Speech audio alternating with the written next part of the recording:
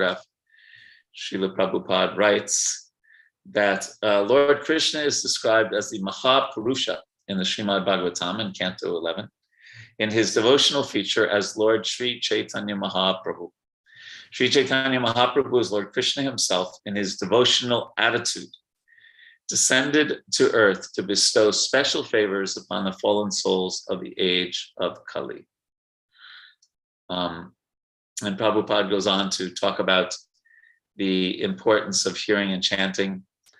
And he talks about strenuously, he says, recitation and hearing are two processes out of the 9 devotional activities. And by strenuously following these processes, either all of them or some of them, one can attain the absolute plane. So,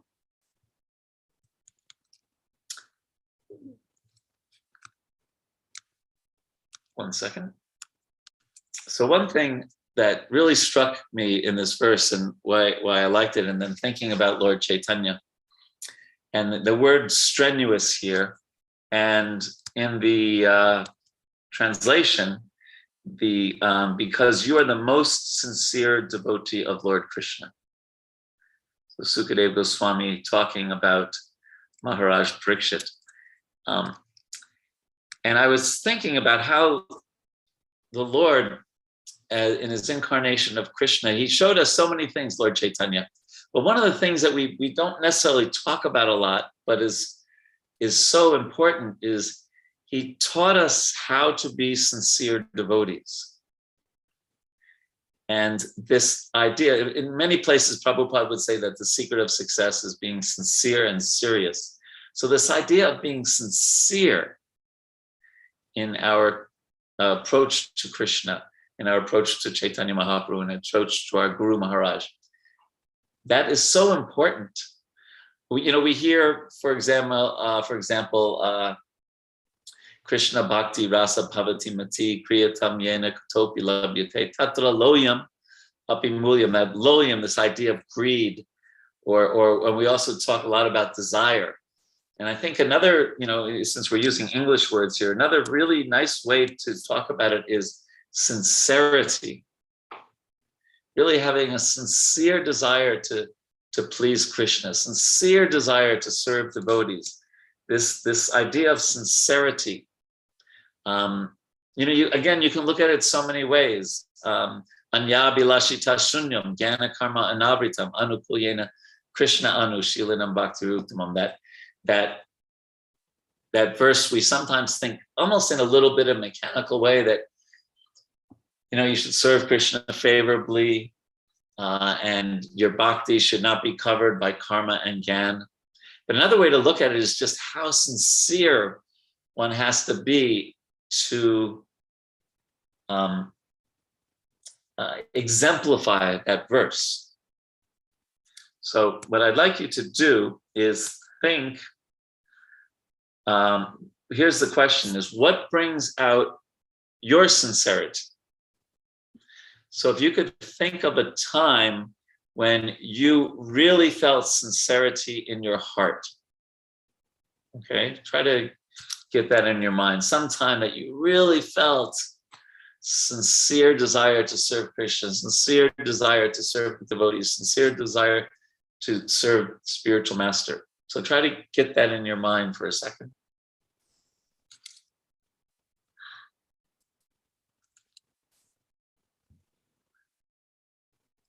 And then the next question connected to that, if you have that in your mind, is what happened before that?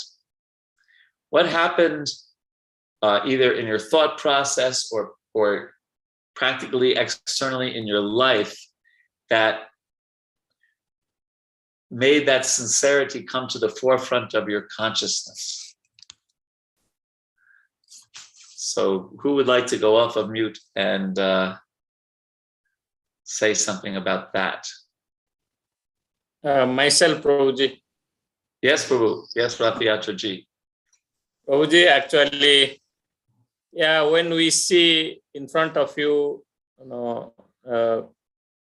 many people are leaving this world, and life is getting cut short. So at the same time, I am losing time. I'm not doing enough. That gives something to think, and our time is running out. So obviously, I get serious or sincere what I do, and that is when we see the real world. Gradually, we see what is written in the scriptures are, I don't know how many percent. This is absolutely truth. So Okay. we are seeing in our ways. So it brings to us there is nothing other than Lord. There is no other shelter than Lord. So that's what makes us serious and sincere.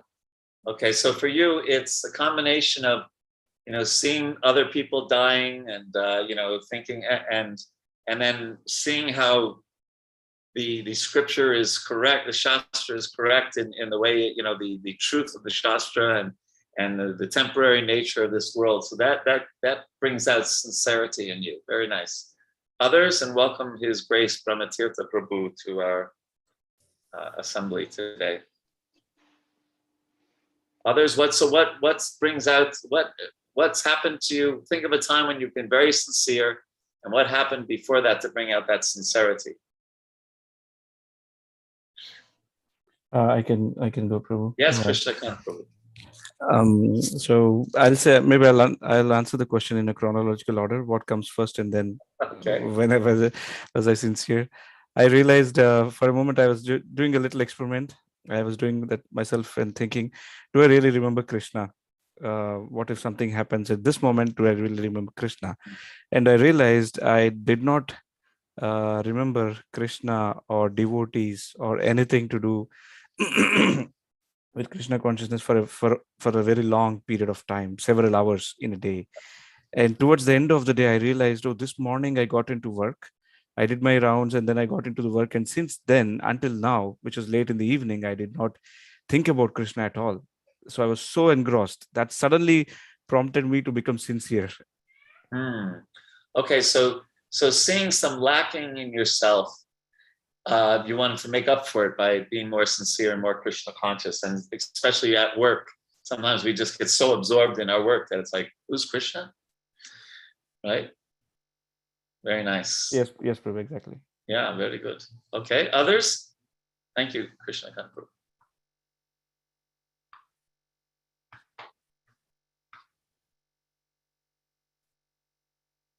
Anyone else? Vansi Prabhu, would you like to say something? I am poking at you. Sorry.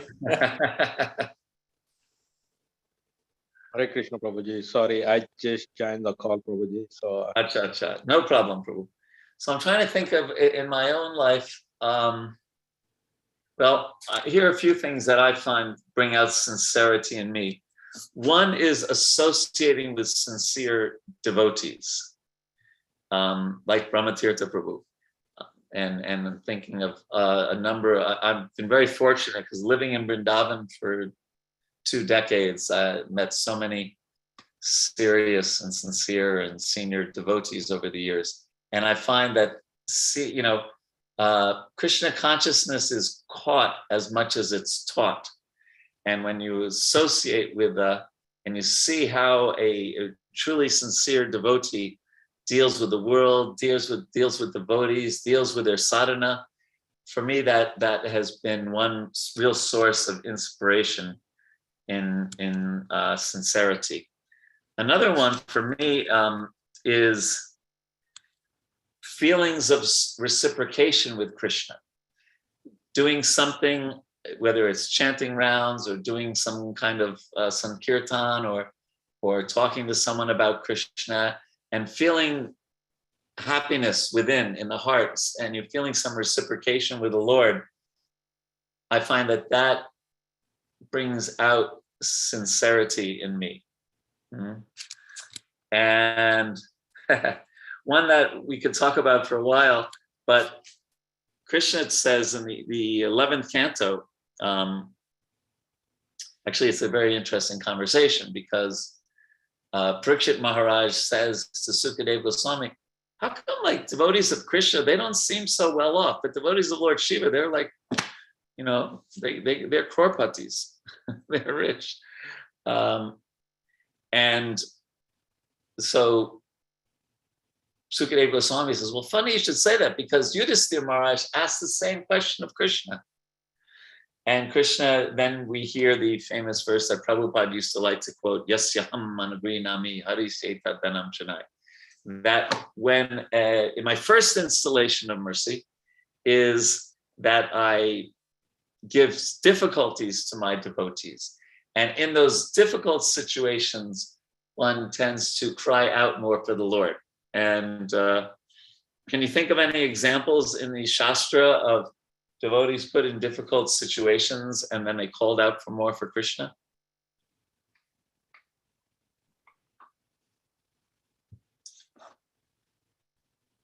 Mother Kunti. Kunti, yeah, that's the famous one, right? Yes. Yes. Tamakinchana Gochara. Yes, she said, because Krishna's about to leave for Dwarka, and she's saying, no, let the calamities come, because when the calamities come, you're always with us. Now you're going away because everything's, shanti, shanti. Gajendra Prabhuji. Yes, Gajendra. Yes. Draupadi Prabhuji. Draupadi, yes. Oh, you're very wonderful. Yes. So these things are there. It's just we get put in some difficulty, and there's a tendency, if we're pious, to take shelter of Krishna. Like Arto Jigyasa Artarti, that the Arta and the Artarti, the distressed and the desire of wealth, they approach Krishna. Chaturvidha bhajante mam jana sukritina arjuna. They're sukrina, they're sukritina, they're pious for doing that. And so sometimes, I don't know, I'm not so good at this one, to be honest, but sometimes when I'm in a difficult situation, it increases my sincerity. I find a lot of times I forget Krishna, and I just try to think that with my intelligence and my skills, I can get myself out of this difficult situation. But it is a bona fide way to become more sincere, is when there's some challenges in life. Okay, so it's just such an important topic that we don't talk so much about how to be sincere in Krishna consciousness. So now, since I promised we talk about Lord Chaitanya, let's apply this to Chaitanya Mahaprabhu, because remember, he comes as a devotee. So what is he teaching us? He's teaching us how to be sincere. He's teaching us many things, but one of the things he's teaching us is how to be a sincere devotee of Krishna. And if we study, especially the 2nd, 3rd, 4th, and 5th verses of the Shikshastakam, it's all about being sincere. It's all about being a sincere devotee. So it's amazing to study those verses. So the first verse is about the holy name, Param Vijayate Shri Krishna Sankirtan. But then in the 2nd verse, he gets into the whole sincere bhav, right? Where this is discussed in the Antya Lila of the Chaitanya Charitamrita, the last chapter in the whole book, Shikshastakam. And so it talks about how after hearing that verse, after reciting that verse, Param Vijayate Shri Krishna Sankirtan, it says that lamentation and humility awoke within Sri Chaitanya Mahaprabhu, and he began to recite another of his own verses. By hearing the meaning of that verse, one can forget all happiness and lamentation. And the verse, probably many of you know, my Lord, O Supreme Personality of Godhead, in your holy name there is all good fortune for the living entity, and therefore you have many names such as Krishna and Govinda by which you expand yourself. You have invested all your potencies in these names, and there's no hard and fast rules for remembering them. Now, the next 2 lines, the next sentence, doesn't this sound like a devotee? He's showing us how to be sincere. My dear Lord, although you bestow such mercy upon the fallen conditioned souls by liberally teaching your holy names, I am so unfortunate that I commit offenses while chanting the holy name, and therefore I do not achieve attachment for chanting. So Lord Chaitanya is showing us, isn't that's our mood? That's the mood of sincerity that we're trying to cultivate. I commit offenses, and therefore I'm not attached to the holy name like I should be. But you've been so kind. You're giving us that's really the mood of a devotee. It's such a mood of bhakti that Lord Chaitanya is showing us here in that second verse. Okay, so then it doesn't stop there. The next verse comes, right? And Lord Chaitanya continues. He's saying to Swarup Damodar and Ramananda Roy, he says, please, hear from me the symptoms of how one should chant the Hare Krishna mantra to awaken very easily one's dormant love for Krishna. So what do you do? What should you have in your heart when you're chanting? So this again is how to be sincere. One should think himself lower than the grass, more tolerant than a tree, not expecting personal honor, but always prepared to give respect to others. In that state, one can always chant the holy name of the Lord.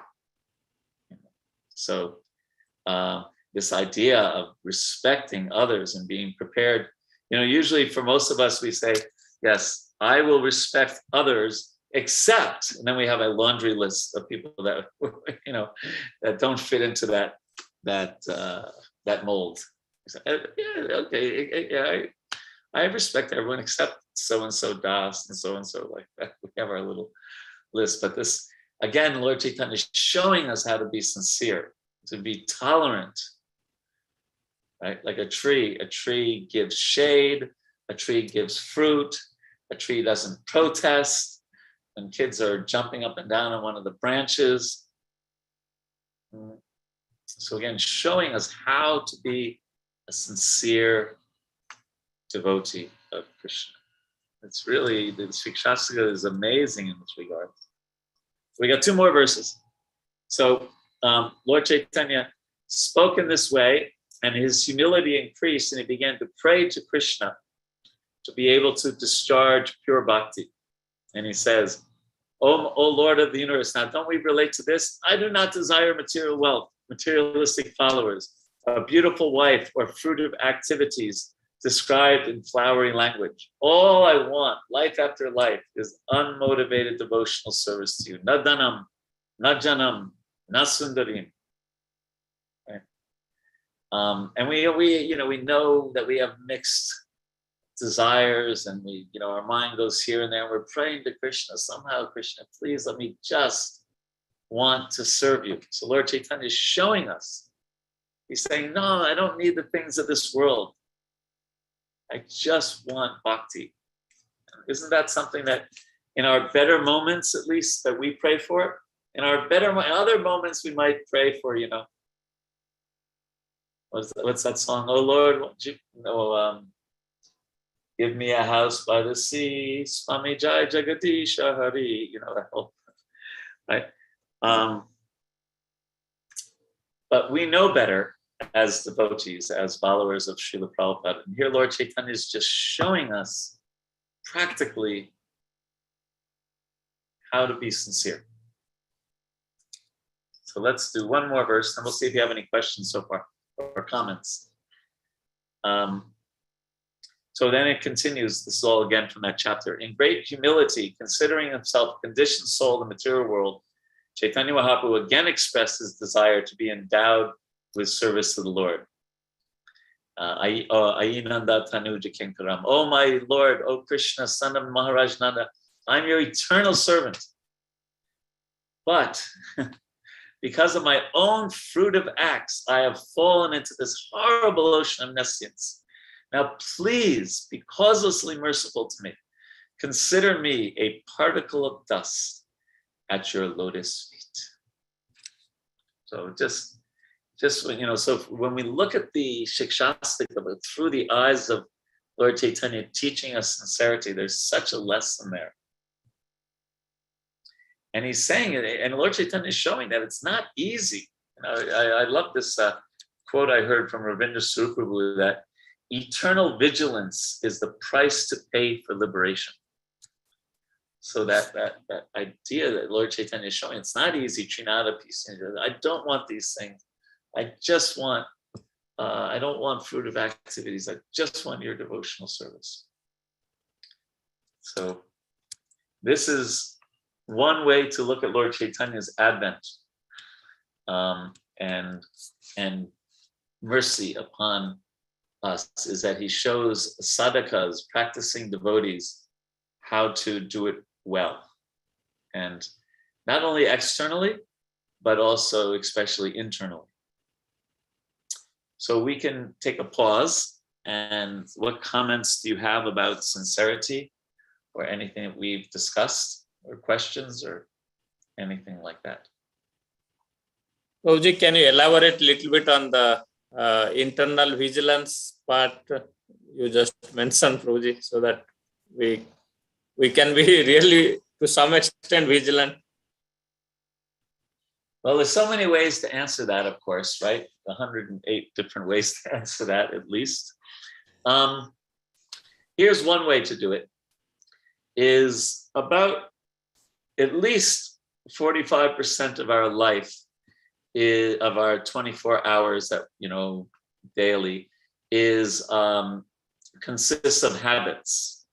Habits are kind of defined as things that you sometimes don't even have to think about, but you do them automatically. For example, what your ritual when you wake up in the morning, you probably brush your teeth and, take bath or whatever, that we do. So that's like a habit, right?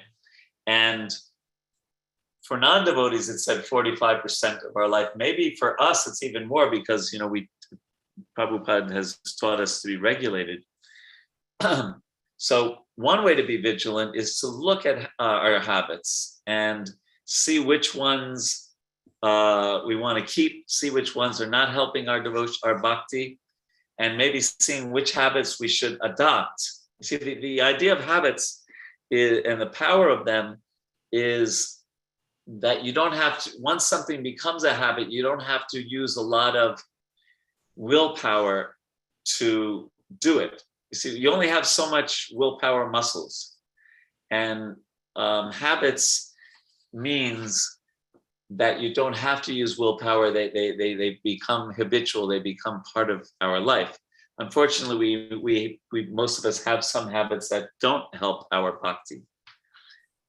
So looking, kind of going up in a helicopter and looking down at our life and seeing how we spend our time and how we do things, and considering, which habits could I get rid of? Which habits do I want to make better? What, like some devotees won't take breakfast prasadam until they finish their rounds, or get in the habit of reading Prabhupada's books for so much time every day, or pay obeisances to so many Vaishnavas, whatever, in our lives makes sense as a habit. That's one way to be vigilant, because if something really becomes a good habit, you practically don't have to be vigilant anymore because it's become second nature. Like that. So that's one way. I thought I'd answer your question really practically. And there's some good books on how to develop good habits. There's one book called The Power of Habits. There's another book called Better Than Before. And these are good books for developing habits. And of course, then we can dovetail those books in Krishna's service. Because it's hard to be on guard all the time. I mean, another way to answer your question is to be regularly hearing about Krishna. So Brahmatirtha Prabhu and I have a friend. His name is Henry, and he has these great habits. He when he wakes up in the morning, he chants, and then he listens to. Of course, he's retired, but so he can do this. But he listens to Wisdom of the Sages, then the Bhakti Center class. Oh wait, am I missing one? No. Then the Alachua class, and then the LA Temple class. So he listens to 4 classes every single day. By the time, I guess, noon has arrived, he's listened to 4 classes. So and he's been doing that for a long time. So that's an example of getting a plan for hearing about Krishna.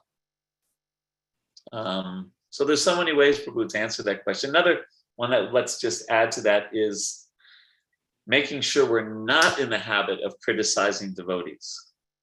There's nothing that ruins bhakti quicker than offending Vaishnavas. And there's nothing that and then trying to find a way to serve devotees. There's nothing better in terms of making spiritual advancement. So is that helpful, Prabhu? Thank you, Prabhu, so much for your guidance. That's what is really required. Then one more quick thought, Prabhuji, where actually Krishnadas Kaviraj Goswami stands as far as Shiksha-stakam is concerned. So, where does he stand? I mean, he has totally embraced, we feel. So, where is his position as far as Shiksha-stakam is concerned? So, he must have a lot of blessing from Chaitanya Mahaprabhu. So many blessings. He really liked those verses. Yeah, and he puts the last chapter in the whole Caitanya Charitamrita, explaining those verses. Yeah, and weaving in his own comments along with the shlokas. So it's it's a very, very beautiful chapter. Yeah, very beautiful chapter.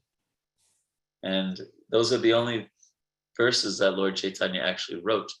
He would primarily quote the especially Bhakti Rasamrita and Sindhu, but also especially the Srimad Bhagavatam.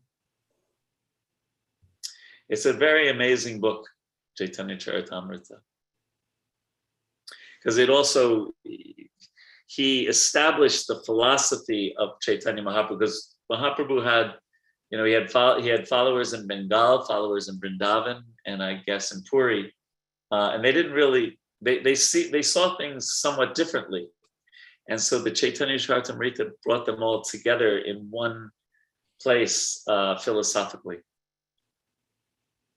So it's very important book, even historically, what to speak of what's inside of it. Thank you, Prabhu. Yeah. Other questions, comments, thoughts? Hare Krishna, Prabhuji. Yes, I'm CG. So, Prabhuji, when you said about the sincerity, so from my personal experience, I feel there is the lacking of discipline. So especially when it comes to the serving the Lord or serving devotees or anything, reading the Srila Prabhupada books or chanting, or if the problem is discipline. So discipline is basically not following the principles. Like I try to do something and it doesn't last for more than a week. So there is no sincerity. There is no, everything is lacking. So there is no progress in the spirituality. So how means practically, especially when we're dealing with day by day life, especially working and dealing with the different people, materialistic people, and so on. And when it comes to the tolerance, there is no such a thing. It's very hard to keep being tolerant, especially dealing with the ego just comes out, ego just brushed out. Like we can keep the tolerance, like when we're dealing with the similar devotees or something, but that it is hard to balance. Like we can be tolerant with some set of people, with not some set of people. So there is tolerance is something I'm lacking a lot. Like I have so much ego. I mean, so egoistic person, the ego just comes crushed up. So how to keep our sincerity, that discipline, that how we can discipline ourselves to control our emotions and what we being tolerant and so on. Well, you just mentioned a lot of things, but first of all, you are sincere. You may not, you say there was no sincerity, you have some sincerity, definitely.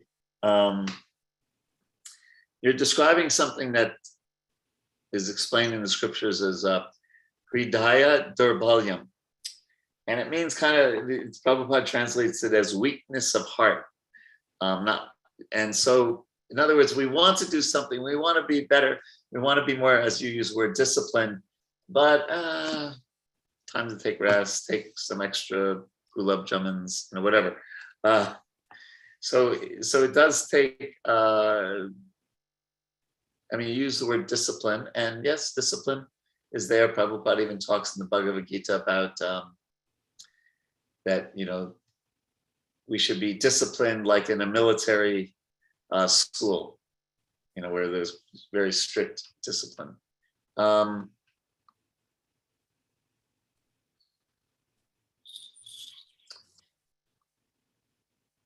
it's tricky dealing with people in the world and trying to be tolerant like that. And my experience is that when I'm taking the time to chant nicely, to read nicely, to associate with devotees nicely, to take prasadam peacefully instead of just kind of shoveling it in my mouth and running off to work, that it's like 500 times more, it's easier to be tolerant and just see things in a more Krishna conscious perspective. And when I haven't chanted well and I haven't done things, then I find that even small things will sometimes just, agitate me. So much of our, especially as aspiring devotees, or a lot of the qualities that we want to aspire for, almost automatically. Yasyasti bhakti or bhagavati at kinchana sarvagunas tatra samasate sura. Almost automatically when we're in good consciousness. So Vamsi, and it's not easy. I know I don't know what kind of work you do, but I work for the federal government here in Washington, D.C. And I also do consulting work, and I have service morning and evening with Brahmatirtha Prabhu, actually. So so I also probably, like you, have a busy life. So as this is always whatever's practical, but we try to make our spiritual practices a priority and adjust our life in such a way that we can do so. Where do you live, Vamshi? I'm from Cincinnati. Oh, okay. The spiritual capital of the world. Oh, yeah, but I'm at the lowest level of my spirituality. The blessing. Yeah. All right. So thank you. Yeah, so just really look at how your life is and see if you can make any adjustments necessary so that, especially the hearing and chanting and associating with devotees, taking prasadam peacefully is a priority. In the midst of our busy lives. We don't have, as I was saying before, we don't have unlimited willpower muscles. And therefore, we want to try to develop good habits so we don't have, like you were saying, willpower. Did you use the word willpower? That wasn't. No. What was the word you used? Determination, was it? I can't remember. So we only have so much of that to fight off Maya. Instead, it's good to get in good habits. Generally a good habit is early to bed, early to rise, right? That's a good habit, for example. There might be others. I know this is really tough from someone from India, but not eating too much late at night, right? I know in India it's crazy. People have their big meals at 10 o'clock. At least, I was living in UP, and just like the worst thing for your health. And what to speak at your morning program. Vamsi, where are you from in India? I am from Hyderabad, Prabhuji. Hyderabad. I like Hyderabad. Thank you, Prabhuji. And I have one more question, Prabhuji. Okay. So actually, when we dealing with the devotees, as you said, Prabhuji, like anything, the Vaishnava Aparadha is the biggest mistake. So when we're dealing with the devotees, especially sometimes we come to a judgment in our mind because of our daily routine. Our mind just goes into means not doing anything, talking, blaspheming or anything, but even in our heart, in our mind, it goes to the judgment. So how we can balance like that gonna basically drain our whole devotion. So how we can balance it, or how we can control, what is the remedy for it? Well, it's to remember that other devotee is a sincere person. Just like right now, if we're not going to do this, but let's say we broke up into groups of 3, and we all talked about how we came to Krishna consciousness, right? Or let's say you were kind of like a little upset with another devotee, and you're maybe finding fault with him or her. But then if we sat down and said, how did you become a devotee? How did you come to Krishna? And then you hear this sincerity, somebody gave them a book and you're so indebted, and then they went to a program and so Maharaj was there. And you just see this sincerity of the other, we're talking about sincerity. You see the sincerity of the other devotee, and it kind of humanizes them. Instead of just thinking, well, that's a person who took my parking space, or that's a person who, is for vaccines or against vaccines, or hates masks or loves masks, or whatever, whatever the issue is, right? Like that. And even thinking about the Mahabharata, right? About how they would fight so much during the day, and then they would visit each other's camps in the evening and take prasadam together. So remembering that, in one letter, Prabhupada wrote a Treya Rishi Prabhu. He said that the devotees are better than kings, all of them. He said, because despite, Prabhupada didn't say they all have all good qualities, but he said, despite some of their challenging qualities, their main desire in life is to serve Krishna. So remembering that when we're dealing, sometimes we can be very, familiarity breeds contempt. So keeping that, in mind about just that I'm dealing with another sincere person, even I disagree with them greatly on this or that. Krishna may think that they're, fantastic. So, yeah. And the other thing, Vamshi, is to just control our minds. Sometimes we think we need to have an opinion about everything.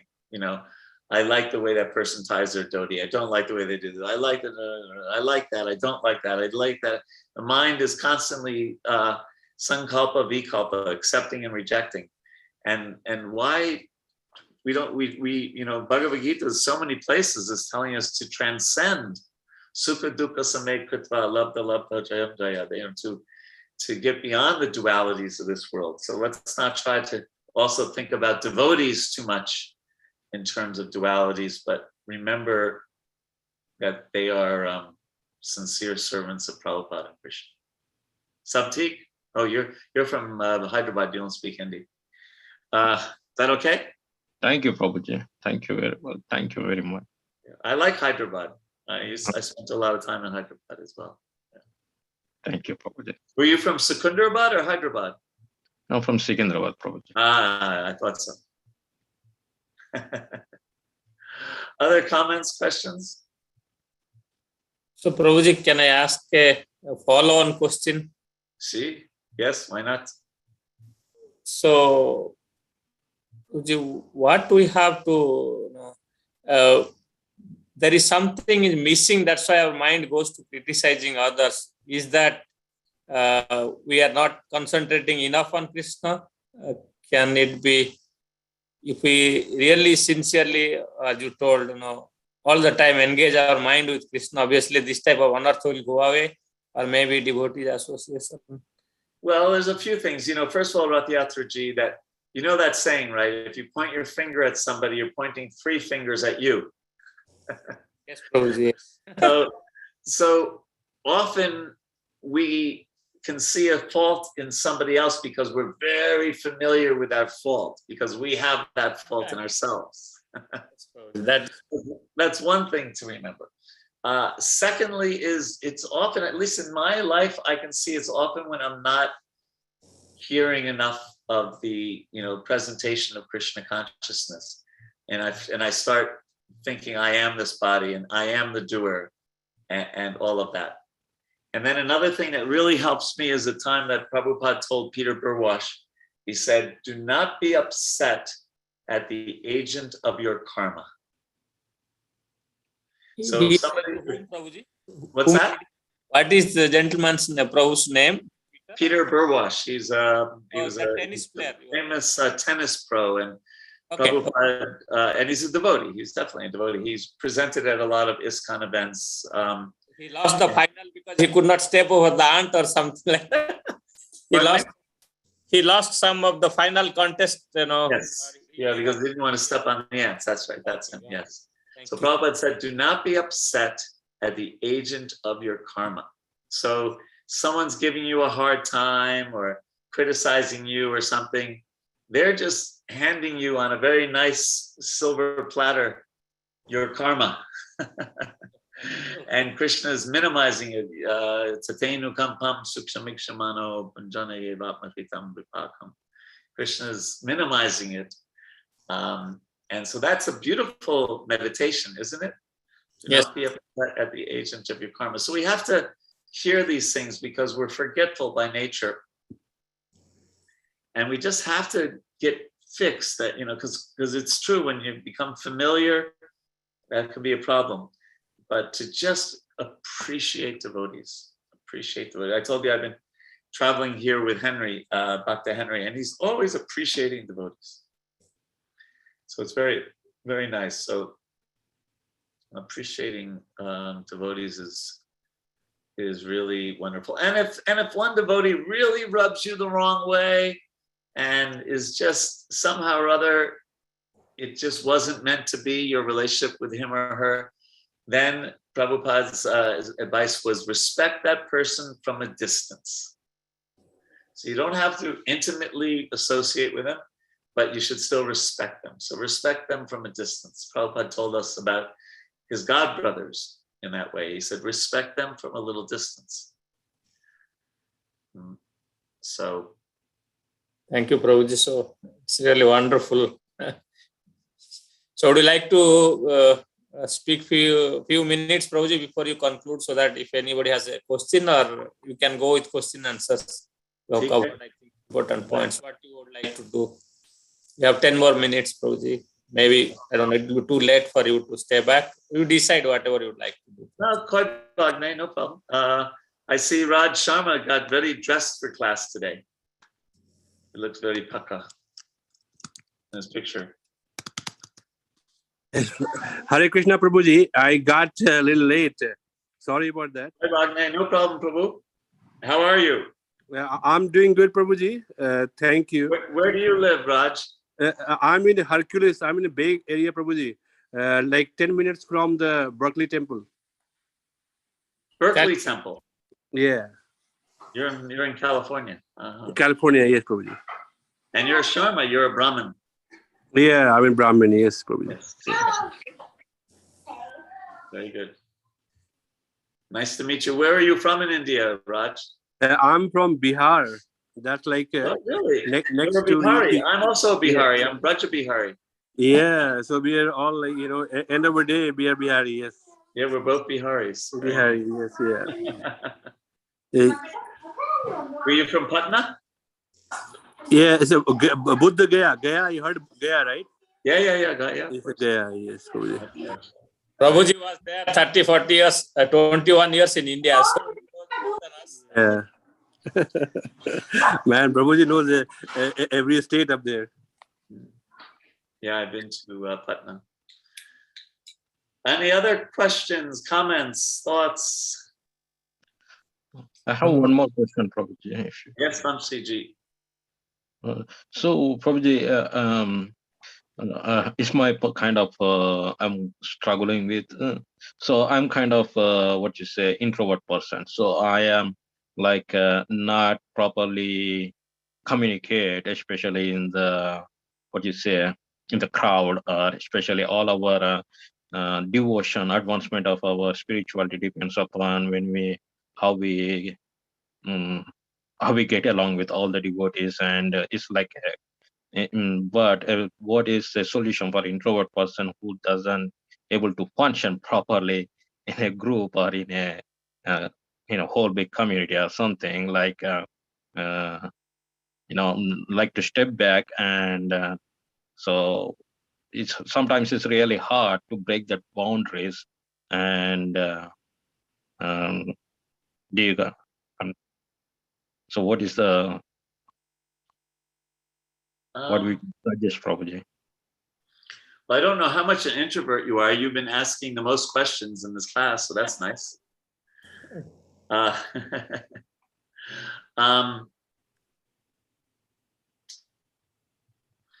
It's hard to say, but one thing that comes to my mind is if we find ways somehow or other to serve devotees. So one year, for example, at the GBC meetings, we did an exercise called Agyata Saka, which meant unknowing friend. So we put all the names of the GBCs in a hat, and everyone pulled out a name, and they had to find a way to serve that other devotee, Agyata, without that person knowing that they were doing service.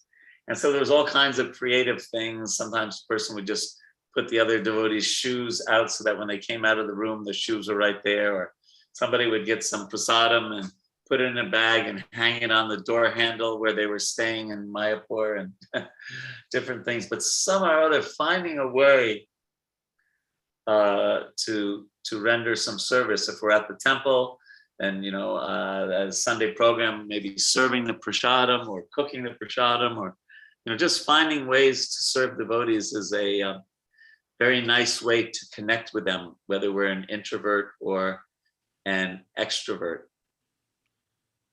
Thank you, Mom. That's just one thought. That's just one thought that crosses my mind. Thank you, Prabhuji. But also you can see it. Maybe you're not I trust that you understand yourself and that you see yourself as an introvert. But Krishna appreciates everyone. We all have a unique relationship with Krishna, and Krishna wants us. So in the Antya Lila, in the 4th chapter, we were studying the 20th before, but in the 4th chapter, it's a beautiful chapter about Caitanya Mahaprabhu and Sanatana Goswami. And in one place, Lord Chaitanya is glorifying how fixed Anupam was, the brother of Rupa and Sanatan, who passed away. And he saw Rupa and Sanatan had such faith in Lord Krishna, and he wanted to get initiated into the Krishna mantra. But he was a totally sold out Ram Bhakta. And so even though he tried, he couldn't give up serving Lord Ram. And so he said, I'm sorry, I can't take initiation. And Lord Chaitanya appreciated it so much. And Lord Chaitanya said that, yes, previously Murari Gupta had a similar situation. And he said, I have examined him, the Lord said. And Madhavendra Puri also, the Lord was examining him. So how the Lord deals with us who are less fixed than Anupam, Murari Gupta, or Madhavendra Puri. And this is mentioned in that verse, in that chapter. The verse goes that glorious is that devotee who does not give up the shelter of the Lord, and glorious is that Lord who does not abandon his servant. If by chance a servant falls down and goes somewhere else, glorious is that master who captures him and brings him back by the hair. So Krishna really wants us to be his devotee. And he sends so many different tests, big ones and small ones, to bring us closer to him. And so the real test for us is how fixed, we can get inspiration from Anupam, from Murari Gupta, from Madhavendra Puri. How can we remain fixed even when dealing with the mess of Kali Yuga and when things do not go so well for us? And in that chapter, things were not going well at all for Sanatana Goswami. He had drank some bad water in the Jharkhand forest. He had sores all over his body. And he was trying to avoid the Lord, and the Lord kept embracing him, and he felt terrible about that.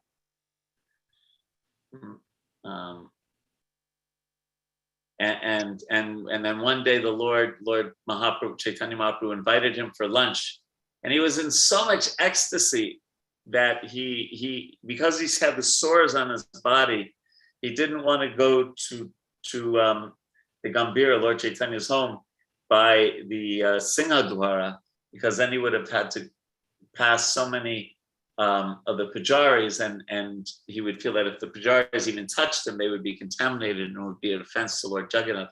So he went the other way, the longer way, by the sand, by the beach, and the sand is so hot at that time, just incredibly hot on his feet. And Lord Chaitanya asked him, "How did you get here?" And he explained the way he came. And Lord Chaitanya was very pleased because, one, he was following the etiquette of not wanting to, contaminate the pujaris, and two, he was so fixed in seeing the Lord that he didn't even feel the pain on his feet, that so many blisters had come, because the sand is just incredibly hot in the Jagannath Puri summer. Yeah. So anything else? Thank you, Prabhuji. Thank you very much for patiently answering all the questions. Thank you. Dhanwad. So thank you so much for giving me this opportunity to talk with you all. I hope it's been a little helpful. It's very nice to get your association. Prabhuji, it was very much helpful, and first I must thank Brahmatirtha Prabhu. At least short notice, he is inviting you and you are agreeing to speak to us, give your association. I don't know how much I can appreciate Prabhuji, and we also wonderful. We thank you for your wonderful class, and it was so interactive. We never had that discussion. Usually we keep question answer, but they are really valuable for us. Lessons, if we can practice, actually, hardly on other than high level, hardly anybody speaks about sincerity and seriousness so directly like you taught us today. We are really grateful. And I'm pretty sure you'll give us a chance soon to, I'll be in touch with you so that we hear more on Chaitanya Charitamrita. So that would be really a lesson for all of us going forward, to hear more and more about Mahaprabhu and his glories. And we appreciate you coming along and in a short notice. So now I request devotees just to unmute and say Hari Bol 3 times loudly, for your health and spiritual life, so that we can get chance to learn more from you. So devotees, please unmute and say Hari Bol 3 times for Prabhuji. Hari Bol. Hari Bol. Hari Bol. Hari Bol. Hari Bol. Hare Krishna. Thank you, Prabhu. Hare Krishna. Hare Krishna, Prabhuji. Good night. Thank you, Prabhuji. Hare Krishna.